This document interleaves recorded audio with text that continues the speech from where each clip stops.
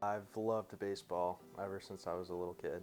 Growing up, our family, all three of us, me, Tony, and Megan, were all very active, very into sports. That's, I guess, how I got the love of baseball. I've just always loved it. I think Matt started playing baseball when he was about 8 years old. When I was little, I played football, basketball, and baseball. I played basketball up through middle school. I played football my freshman year of high school as well. My freshman year of high school is when I decided I really wanted to focus on baseball and take that as seriously as I could. Going through tryouts my freshman year of high school, I remember there was a lot of guys trying out for the team. Fortunately, I made the team and caught that year.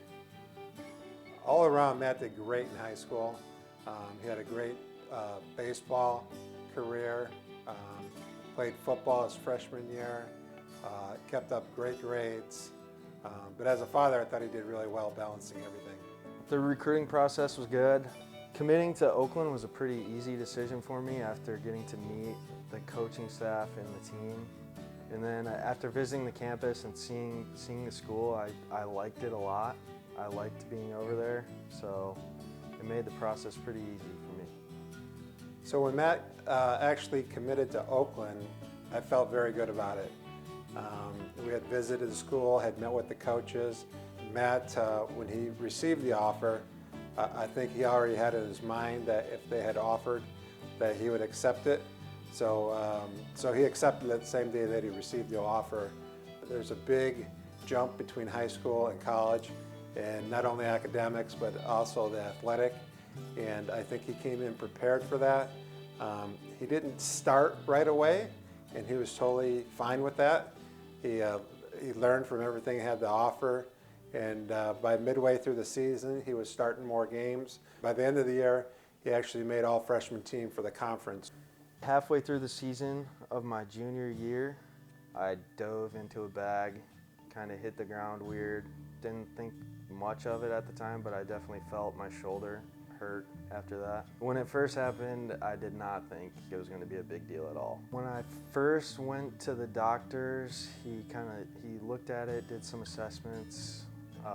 Wasn't sure at the time like what it could be, so he ordered an MRI. A few days later I went and got an MRI, and then about a week later I got a call saying that my rotator cuff and labrum were torn.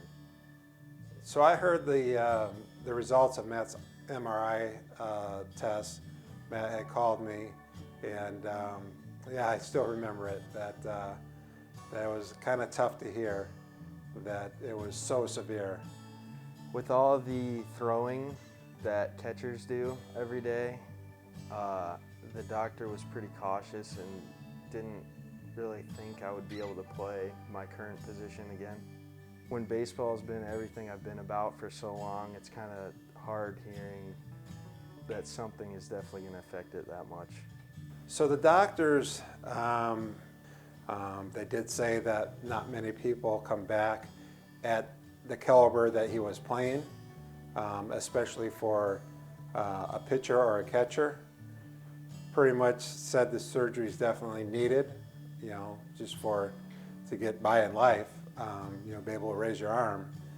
The recovery was long and brutal. For a while, I really couldn't move my arm. I had to wear the brace to keep your arm like this all the time. You got to sleep sitting up in a chair.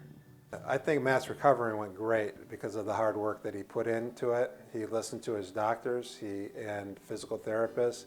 He did everything they said when they said to do it. And he's just a hard worker and kept a good attitude along the whole way.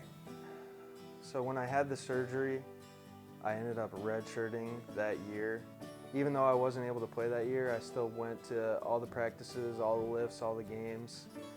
And my mindset for the year was, I know I can't play, but I'm going to help this team get better any way that I possibly can. So a lot of it for me was showing some of the younger guys the ropes and how college baseball works and trying to help them out and help them through it. So Matt had his surgery last September, middle of September, 2017. And going into September 2018, he started fall ball. And I think his shoulder, as far as the level that he was at before he was injured, he's probably, 80, 90, 95%. The surgery was 1 year ago, and after the year of hard work, physical therapy, and a positive mindset, feeling good now, feeling great, back in the weight room lifting, and most importantly, I'm back on the field. I think Matt has a pretty good future. We're going to obviously take it one step at a time and hope that he has a great senior season. Hope the team has a great season, and then from there, I think Matt's goal is to play as long as somebody says he can. So hopefully after his senior season, he hopefully gets some opportunities. For any athlete going through an injury, I think the most important thing is to just have a positive mindset. So I think that mindset applies to more than just baseball, more than just athletics, more than just injuries. There's many times in life when you're facing adversity that if you have the right mindset, you can work your way through it. You know yourself, you know how hard you can work. And if you have the right mindset, you can push through a lot more than you think in this life.